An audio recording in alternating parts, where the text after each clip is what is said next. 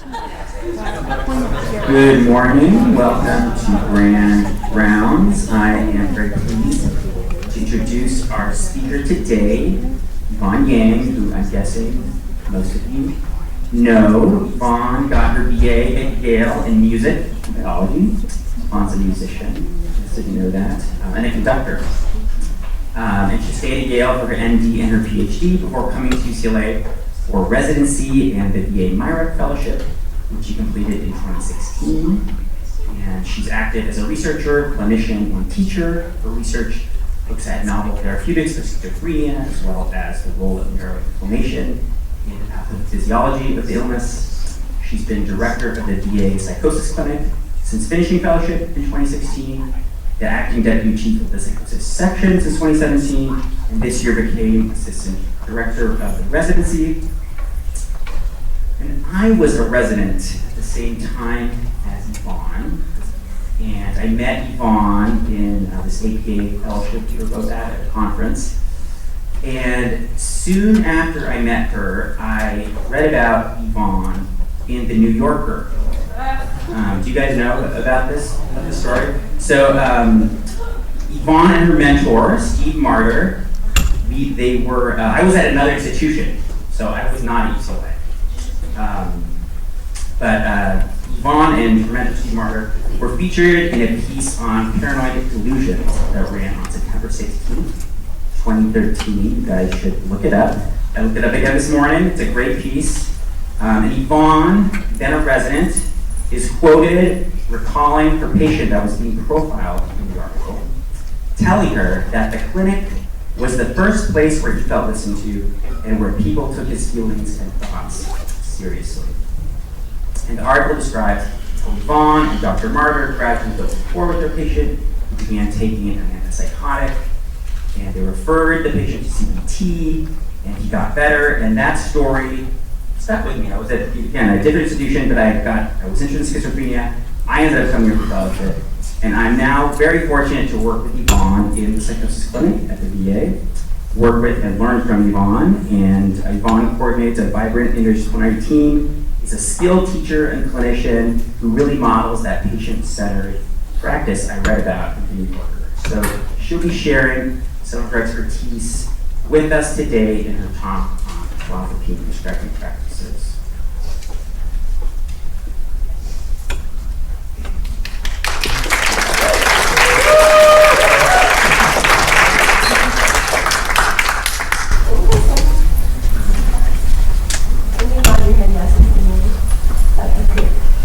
Thank you so much, Dr. Clozapine, for that great introduction. Thank you also to Jennifer and Hal and the rest of the panel for inviting me to speak today. Educator. Yes, I'm really excited to be here. I do have 3 things to preface this talk with. First of all, I'm getting through a pretty bad cold, so I hope to forgive me in advance for my hoarse voice and occasional coughing fits, and also speaking with a cough drop in my mouth. I've never done a talk like that before. Secondly, I have no financial disclosures. But thirdly, and maybe most importantly, I do want to acknowledge my mentor, Steve Martyr. I know he would be standing here in front of you if it weren't for his training, his guidance, and his mentorship. He's in Florida. Okay, so there are 4 main parts to my talk today, and it feels a little odd presenting about the benefits of Clozapine to an audience that I think is, especially in the case of residents, is really raised in the culture of understanding that Clozapine is one of the best medications that we have for patients with psychosis. That being said, I think there are always ways we can improve our practice, and I'm going to try to demonstrate that today. First of all, I do think it's always good to just go over evidence of the efficacy of Clozapine, even for people who are familiar with it. Secondly, I'd like to compare and examine our local prescribing practices here, look at it in a national context, and then also look at it in a global context.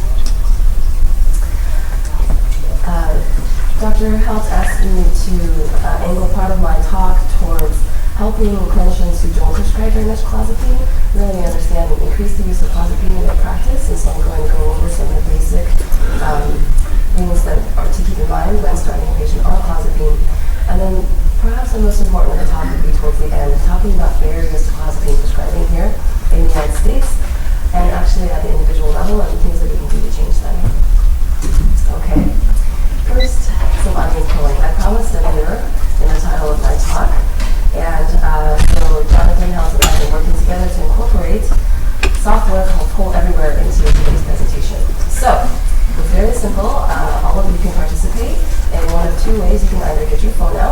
and send a text message to 22333 and send the text Yvonne Yang 243, all one word.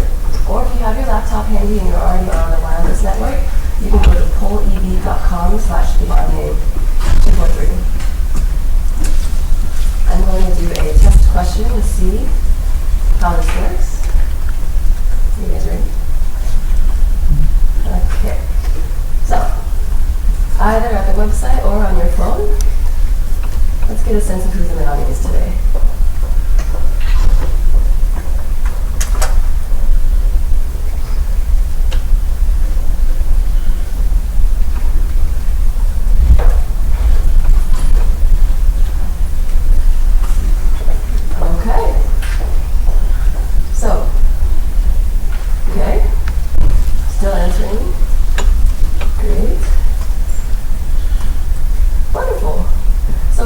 Majority of psychiatry residents and psychiatrists. Excellent. So now, much more relevant to the topic of today's conversation, could you please text or enter words that come to mind when you think about clozapine?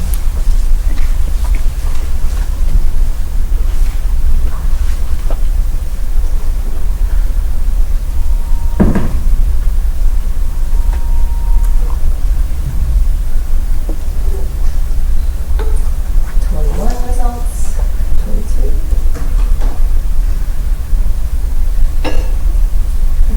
You can type multiple words. You can enter as many words or as many times as you'd like. Okay, this looks good. Oops.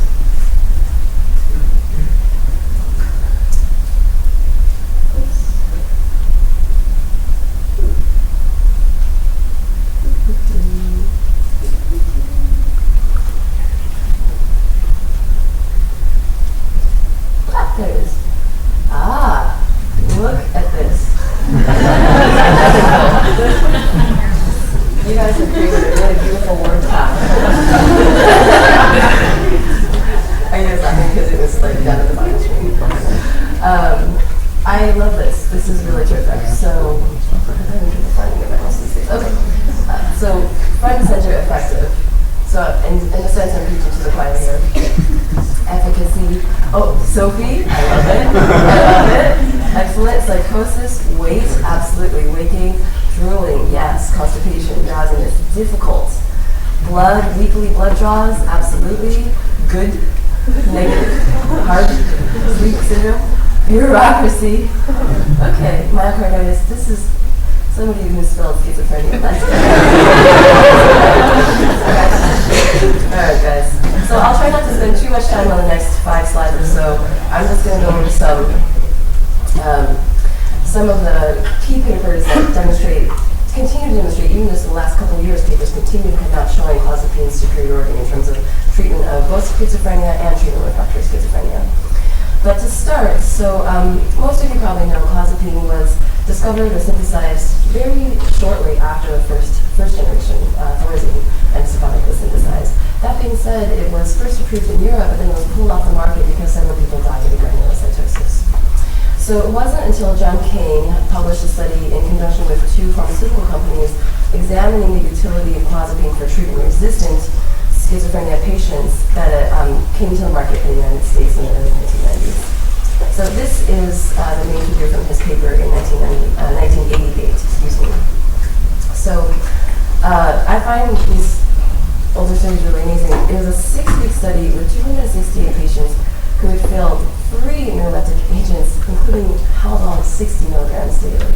Really incredible.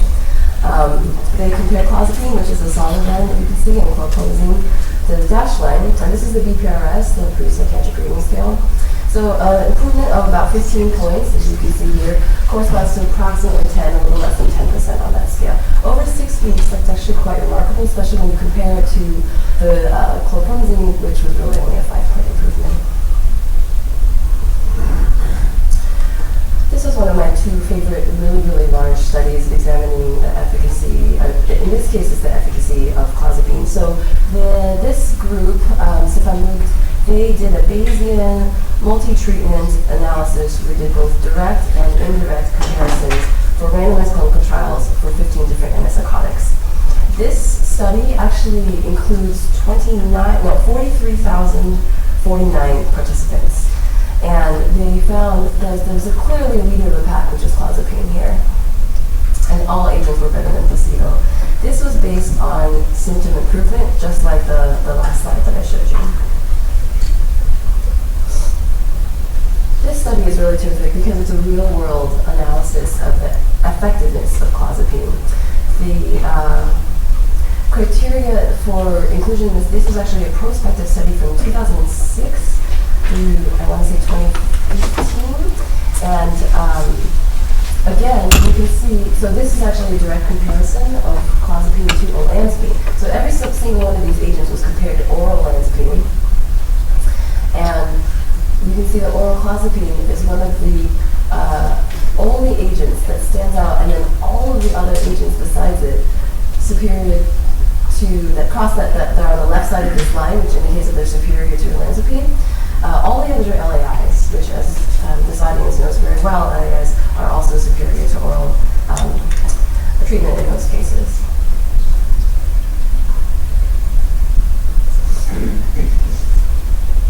So this study is actually in first episode psychosis patients.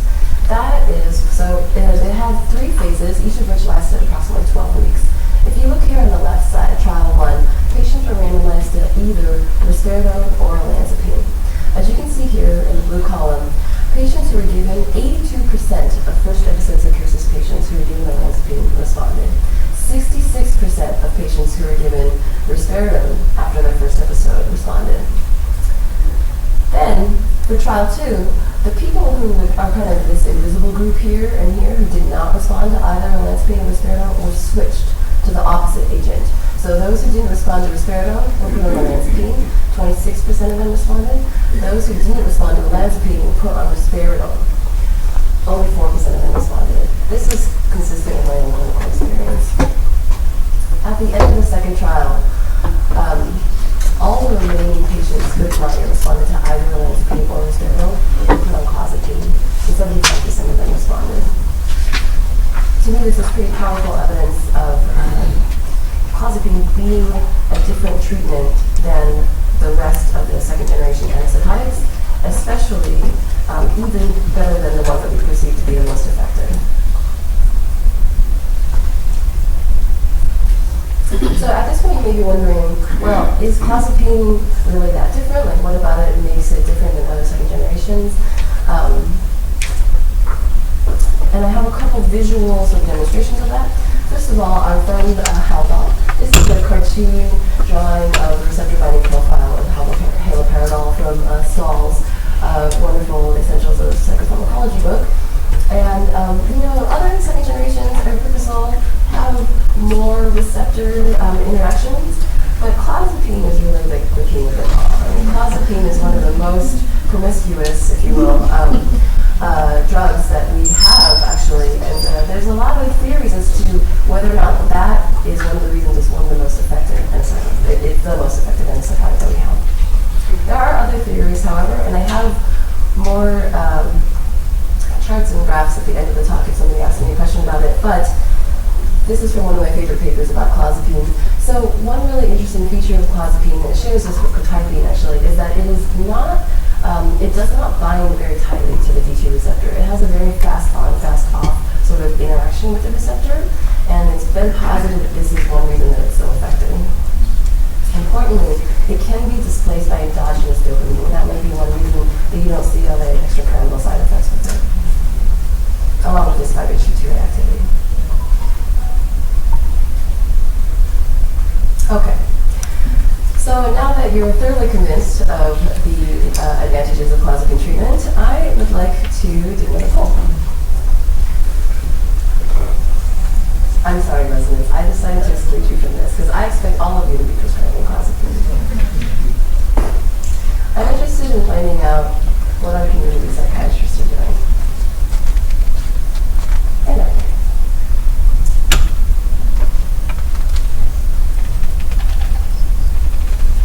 there are only 3 results so far.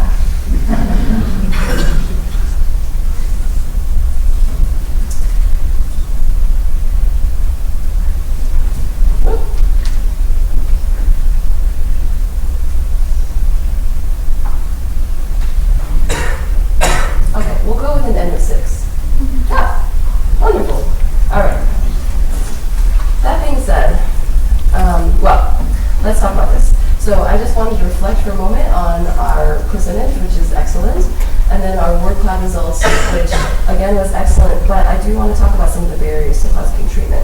And also, prior to the start of the talk, I had put up a slide that asked you to say what you would like to learn today. Somebody had said how to coordinate outpatient monitoring, which is a great question and is definitely very good care. All right, so as I was saying, here in UCLA culture, I'm really happy to say clozapine is emphasized and is recognized as being important, its utility is recognized. However, nationally, our percentage of clozapine prescribing is really, really quite low. So I'd like to draw your attention to the legend here. So basically, nationally, and it varies widely by state, anywhere from 0.9% of patients with schizophrenia to 7.8% of patients with schizophrenia are receiving clozapine. In terms of us here in California, we fall into this 1.8 to 2.6%, really quite dismal. And generally, we've got that in the United States as a whole, on average, 2.5 to 5% of patients receive clozapine. I am not sure why Utah and South Dakota are doing so well. They actually have quite low patient just populations in general, which could explain part of it. So a little closer to home for me is, as you guys know, I'm primarily based out of the VA, especially in my clinical work. And this is data from the VA collected from 2000 to 2001. This is actually from New York metropolitan region. And if you look here, during that time, so clozapine had been on the market for about 10 years at this point. Large proportions of patients were on conventionals. Only 1% of patients with schizophrenia were on clozapine. Much larger percentages were on risperidone and olanzapine. And then polypharmacy was 17 times more likely to be practiced than putting a patient on clozapine. Globally, in Europe, it's estimated that 24% of patients with schizophrenia are on clozapine. In Finland, it's 33%.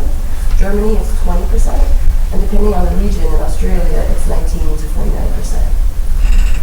In Asia, let's focus here on China.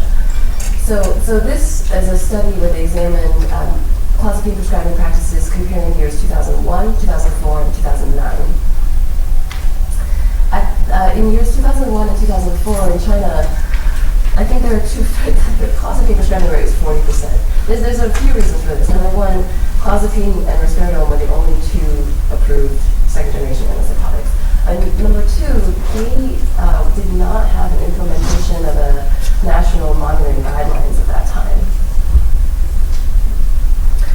By 2009, other second-generation antipsychotics have come on the market. However, they still have very, very high rates of clozapine prescribing. Other countries, including Korea and then cities like and Taiwan, increased the clozapine use over time, and they became available in other countries as well. So, as you can see, I'm basically trying to embarrass you into prescribing clozapine more in your practice. But the next slide is actually even more disquieting, which is that not all patients are equally likely to receive clozapine. Actually, African American patients are much less likely to be prescribed clozapine than white patients. And, you could make the argument that this is because African American patients are more likely to have lower levels of neutrophil counts because of benign ethnic neutropenia, and historically that has caused a higher rate of discontinuation of clozapine in these patients. However, it's not consistent with other data that we have showing that clinicians are less likely to prescribe all second-generation agents to African American patients compared to Caucasian patients, and that clinicians are more likely to prescribe long-acting injectable medications to African American patients. So I bring this up to highlight that between this and the data we have on the prescribing rates of clozapine in the VA system, that not only is clozapine really seriously underutilized in the United States, it's underutilized most in our most vulnerable and underserved populations. Okay.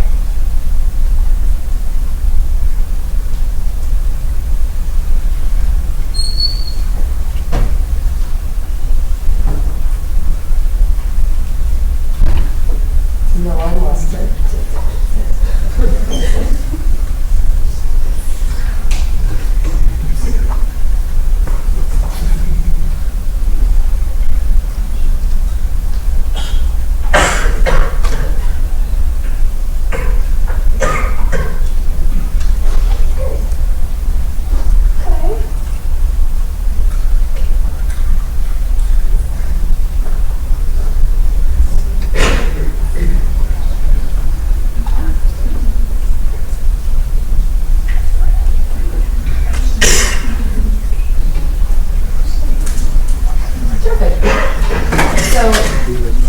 honestly, this is kind of a silly question.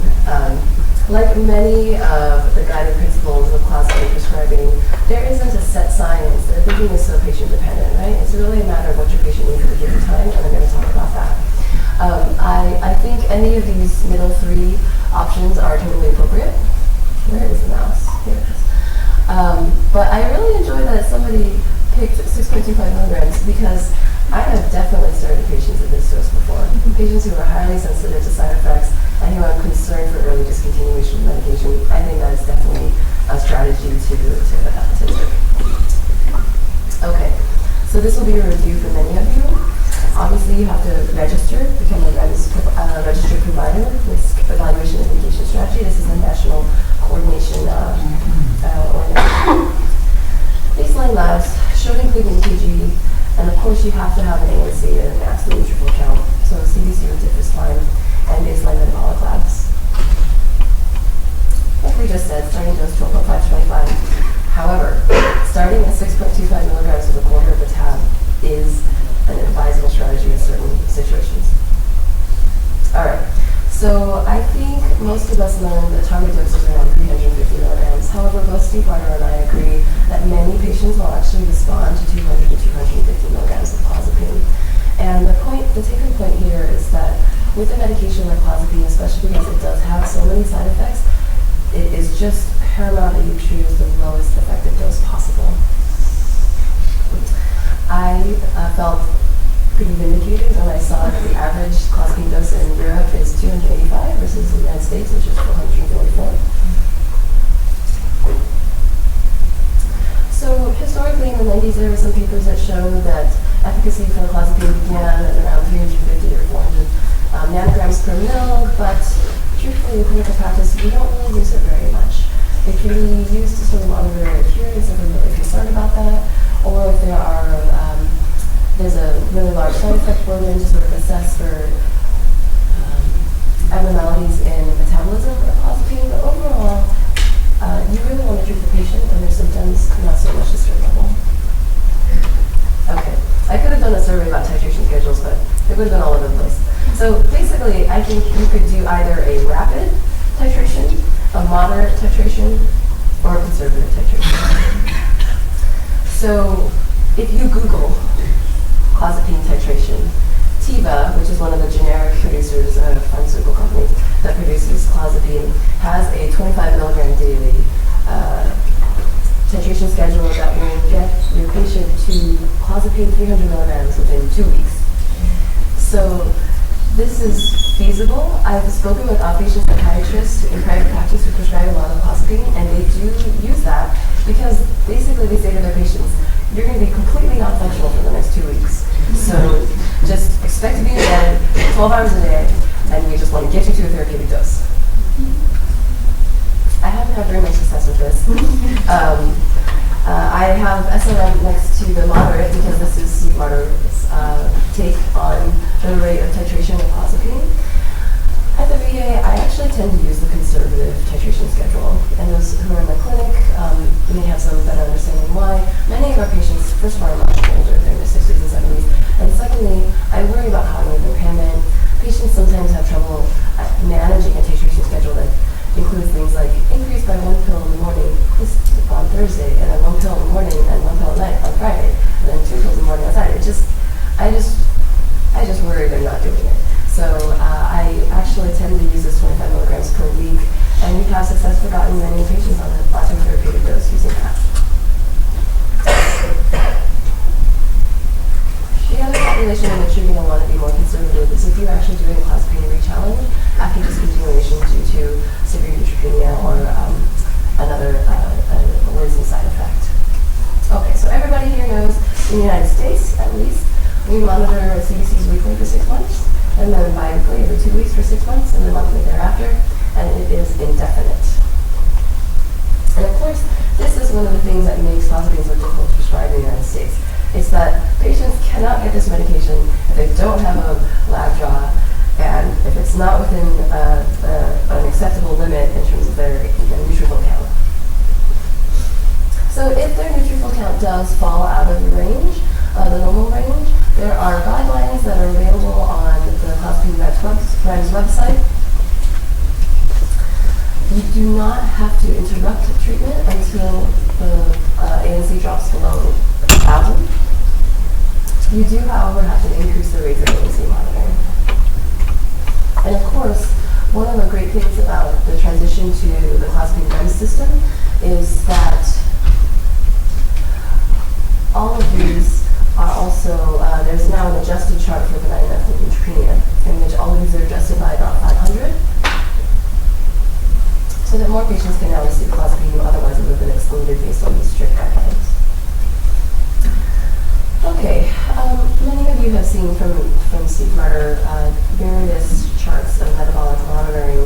I have trouble remembering sort of everything in terms of like when you do what, but they're just three basic ideas. You want to monitor your patient's weight and BMI.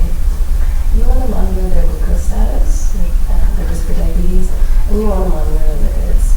Basically, everything can be done on a yearly basis, but you want to do weight every 3 months, and then in the initiation phase, you want to do everything much more frequently.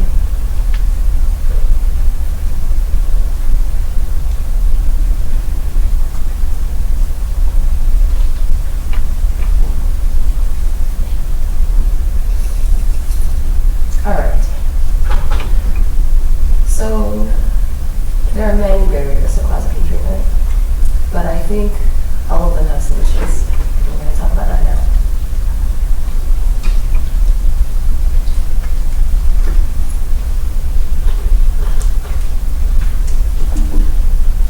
Oh no, it looks like you can't enter the default here on this one.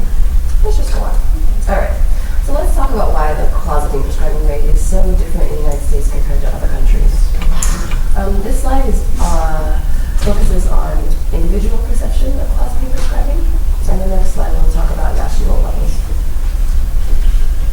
So, first of all, negative views at the individual level on the part of psychiatrists. I'm sure you guys are all familiar with this. Many psychiatrists believe clozapine is just too much hassle.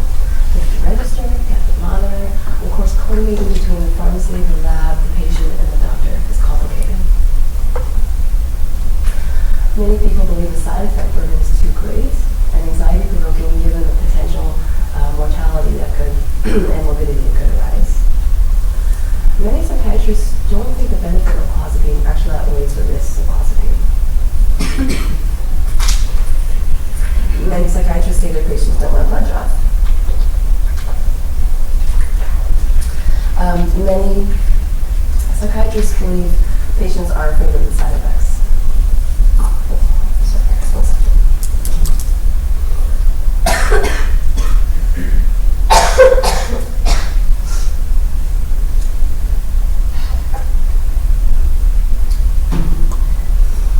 Furthermore, there are subconscious influences that play into our decision making. For instance, because clozapine has been generic for so very long, there's no direct marketing of clozapine to either patients or psychiatrists.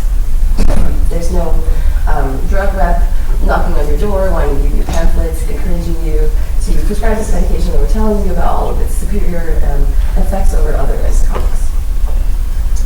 Also, as I pointed out earlier, there are differences in prescribing practices across race. I think what's really happened in the United States is that basically we've entered a culture in which psychiatrists feel that clozapine prescribing is really a specialty within a specialty. It's basically a niche practice in which you would only use clozapine in the most extreme of cases. And the result is a country of a nation of psychiatrists who aren't comfortable using clozapine. Furthermore, there have been some analyses that our current monitoring standards are not economically beneficial. This is actually data from a Lancet article, an economic analysis of clozapine monitoring practices in 4 countries, the United States, the UK, including the United States and the UK, and also a hypothetical in the discontinuation of monitoring.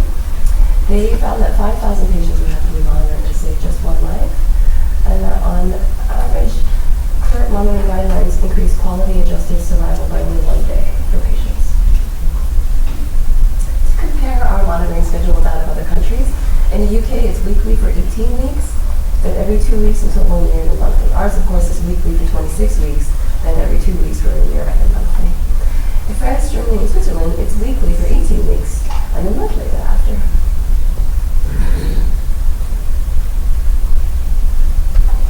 All right.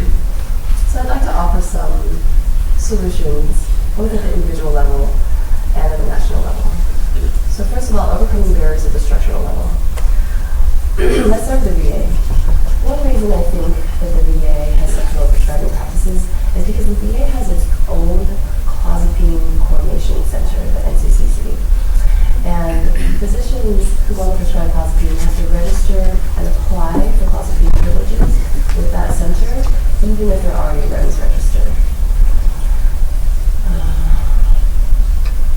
Secondly, as those of you in my clinic or who were in my clinic last year know, residents cannot prescribe Clozapine at the VA. You actually have to be board eligible, meaning you have to have graduated from residency in order to prescribe. This, to me, is like a national tragedy.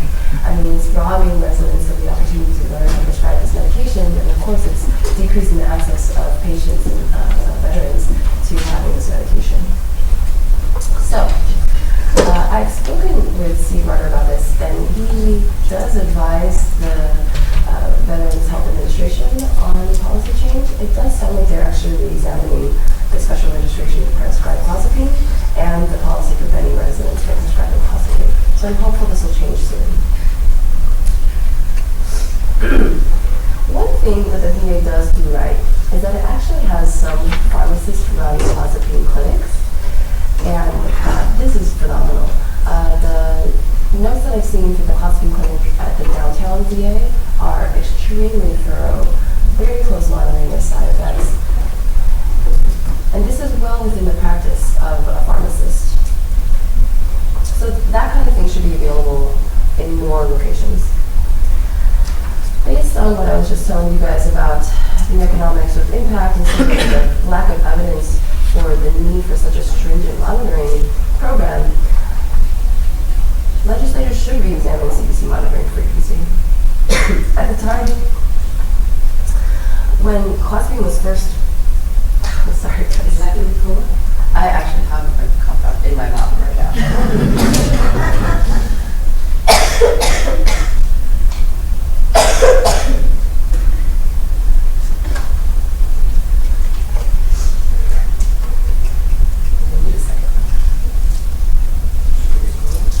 It is a really cool cup. That's fun though. Okay. Where were we? Ah, yes. So I found an article from 1998 when, so before the current CDC monitoring guidelines were in place, it used to be weekly CDCs for a year here in the United States. And actually, Dr. Marver is one of the people who recommended changing it to every 2 weeks after 6 months.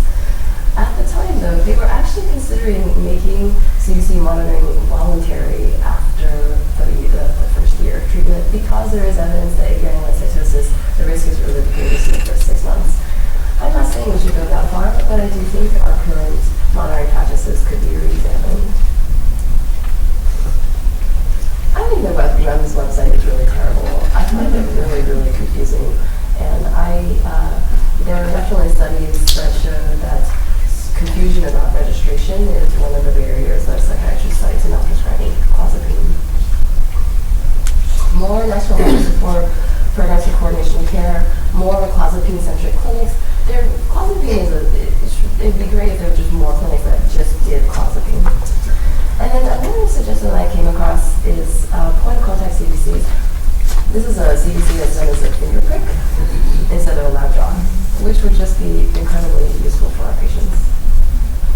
Okay, so somebody asked about coordination and monitoring. This is a real hassle. So perhaps most importantly, find a pharmacist to work with. So believe it or not, most pharmacies, including CVS and Walgreens, even will accept orders for refills, even though they can't dispense the medication unless they get the lab results back.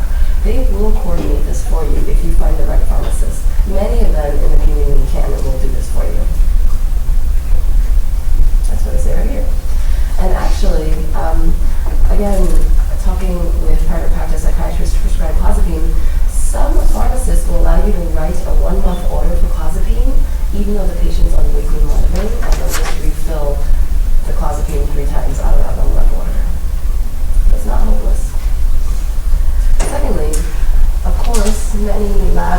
clinical laboratories accept standing CBC orders. And then, of course, there's our favorite person, Sophie. So for those of you trained here at UCLA, there's a company called Integrated Clozapine Pharmaceutical Services. And they only serve Southern California. And the coordinator's name is Sophie Ortiz. I actually included her information later in the talk. They will coordinate between the MD, the patient, the pharmacy, and the lab so that you don't have to, basically. And they even will do the clozapine titration.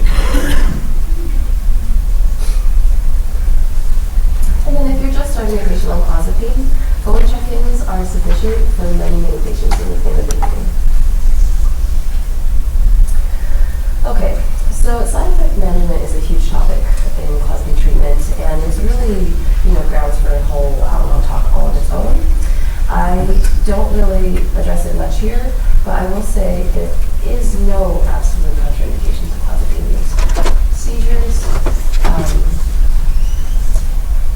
diabetes, none of these are absolute contraindications. Most side effects are not good cause for discontinuation or not to start, and most of them you can restart clozapine after the initial issue is resolved. That even includes the three serious side effects that do warrant discontinuation: myocarditis or cardiomyopathy, severe neutropenia, or severe thrombocytopenia or thrombocytosis. In my last couple of slides, I want to talk about overcoming implicit bias and subconscious influence. So we need to be aware of our own subconscious influences, be aware of the influence of marketing for commonly prescribed antipsychotics and the lack of marketing for clozapine. We want to maintain awareness of our bias, of the country as a whole that has a bias towards prescribing clozapine for people of color and other vulnerable populations. The way to address implicit bias is to standardize your decision-making process. Make sure every patient of yours gets offered clozapine after 2 antipsychotics. That's it. Alright. So in conclusion, to summarize, clozapine is the most effective treatment for schizophrenia and treatment-resistant schizophrenia currently available. Clozapine continues to be severely used in the United States, prescribed at rates of 2.5 to 5% of patients with psychotic diagnoses, whereas in other countries, up to 50% of patients with schizophrenia are on clozapine. Basic tenets of clozapine use include a low starting dose, working closely with the patient to prevent early discontinuation, identifying support systems for coordination and monitoring, utilization of alternative strategies to combat side effects, and a target dose beginning at 250 after 150 milligrams. Barriers to clozapine include conscious and subconscious biases at the individual level, cultural attitudes about clozapine use in the United States, and national level policies. Individual barriers can be overcome by standardization of one's own decision-making within one's own practice, and identifying a system of pharmacists and labs that understand the clozapine prescribing system and can work with more. Physicians should advocate for national alternatives, including reduced frequency of blood monitoring, acceptability of point of contact ANC testing, centralized clozapine clinics, and pharmaceutical clozapine clinics. Much of what I presented to you today, especially the basics of clozapine prescribing, is from a book. There's a chapter in the book that Dr. Martin and I wrote together on prescribing clozapine. There are other really great chapters, though, such as how to address side effects, off-label use of clozapine, and in general, how to treat treatment-resistant schizophrenia. I can mention this to you because I received no money whatsoever. Sophie Ortiz, I just mentioned her earlier, at Integrated Clozapine Pharmaceutical Services, ICPS. This is her phone number. Give her a call. And lastly, the Clozapine Brands website.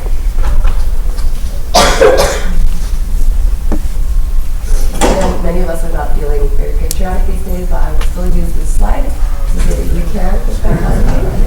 I thoroughly expect every single resident in this room to prescribe clozapine once they graduate, in whatever setting that they choose to practice in.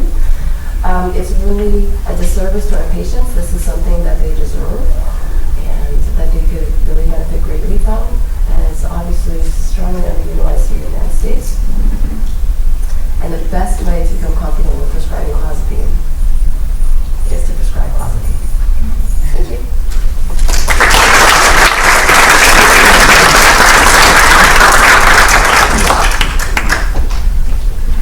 So we have some time for questions. Dr. Yang, a wonderful presentation. Actually, we're residents to skip out on Steve and you're pointing out. So as a disciple of Steve, and my own clinical practice, I fully believe in the effectiveness of clozapine. I'm just wondering if you could comment on the network meta-analysis that came out a couple of years ago, or did it back to that same conclusion? Yes. You're talking about this one. Yeah, I thought about including it earlier in the talk. So I can't answer your question completely. I definitely was concerned. This was a JAMA psychiatry publication in 2016. It received a lot of press, and I'm worried that it basically helps justify psychiatrists' decision not to use clozapine because they can say, hey, it's really not more effective than either niacin or risperidone, or the conclusions of the network meta-analysis. So a few things about it. First of all, this network analysis only included about 5,000 patients. A. B.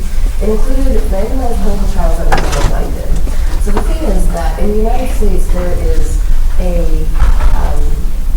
there's really a crisis of clinical trials in that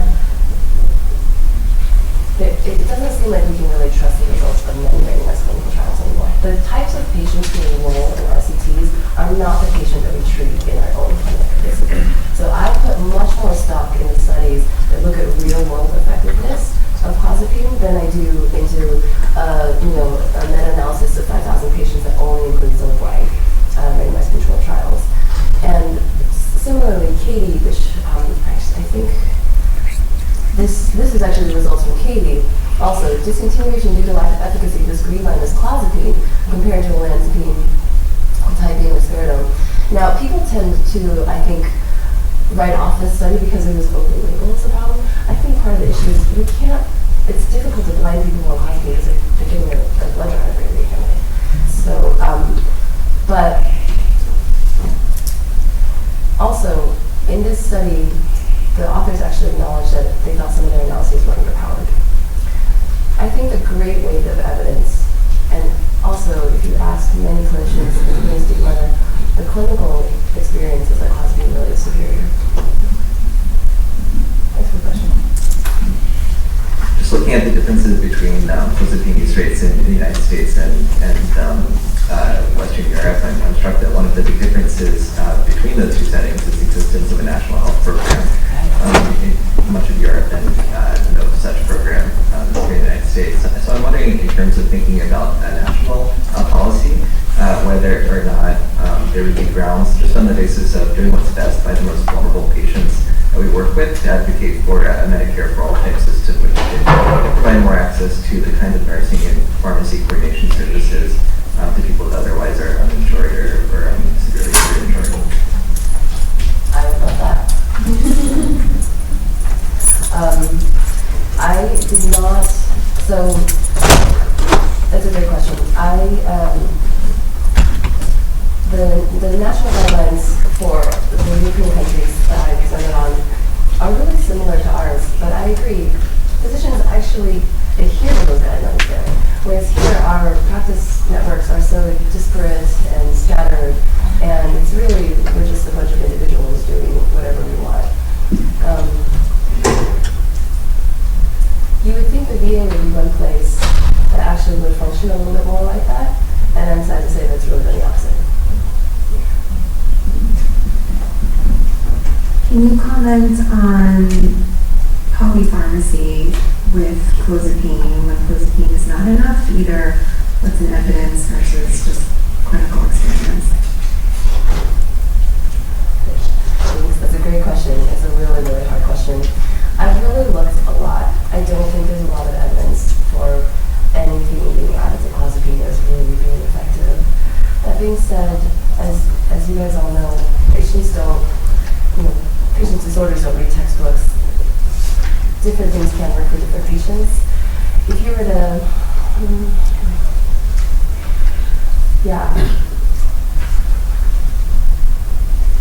So options include very high doses of non-clozapine agents, addition of other antipsychotics to clozapine, or addition of mood stabilizers. Basically, the evidence isn't good for any of it.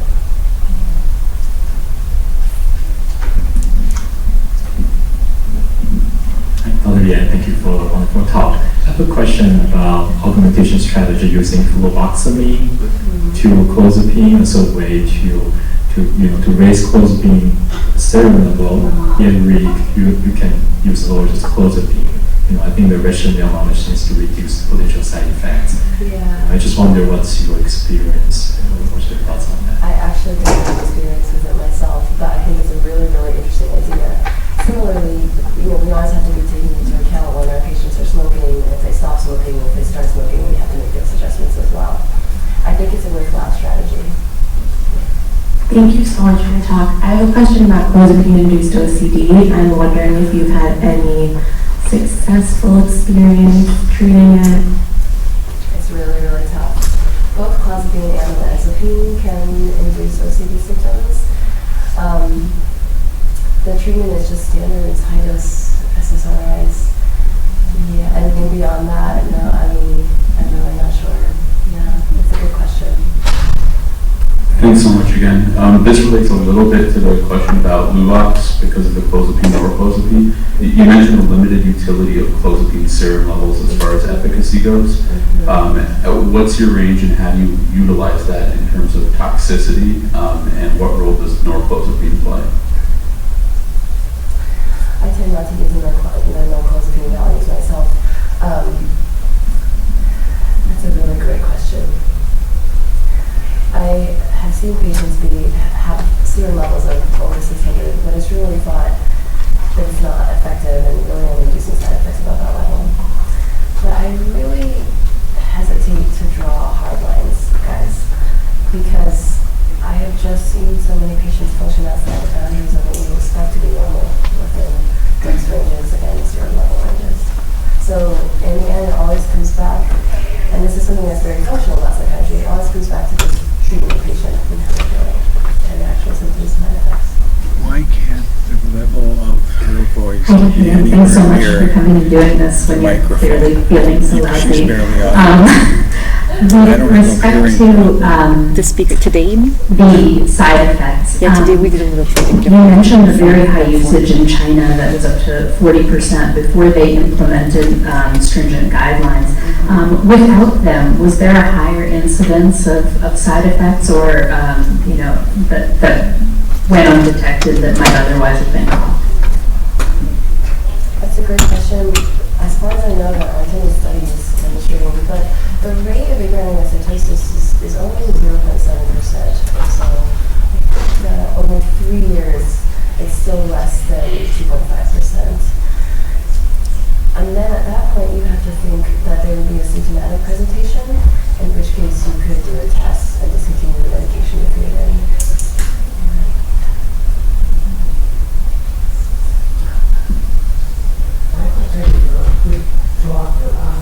Would you prescribe clozapine for a patient outside of the hospital setting? Oh yeah, all my clozapine. I only work in the outpatient sector, and yeah, absolutely. It's challenging for sure, but all the time. Yeah.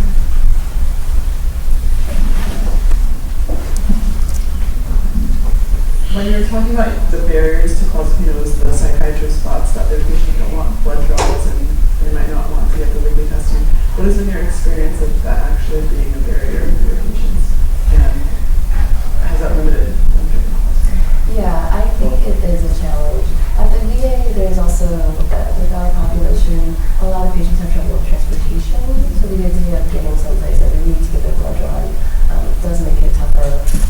That being said, I did see some studies that patients report much less distress over weekly blood draws than their psychiatrists perceive them as having. And does the effectiveness of clozapine have that in terms of having less psychosis actually improve the compliance with treatment? Oh, interesting question.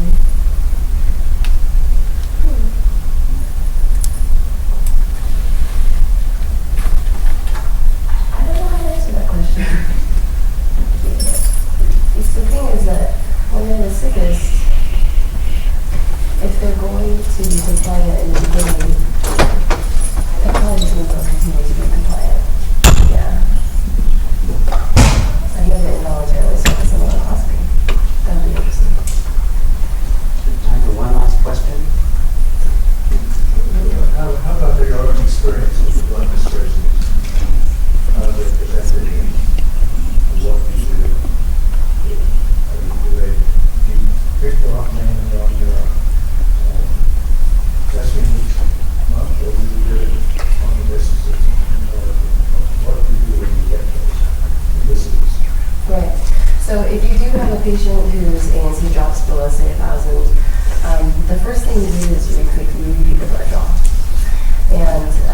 are some tricks of the trade.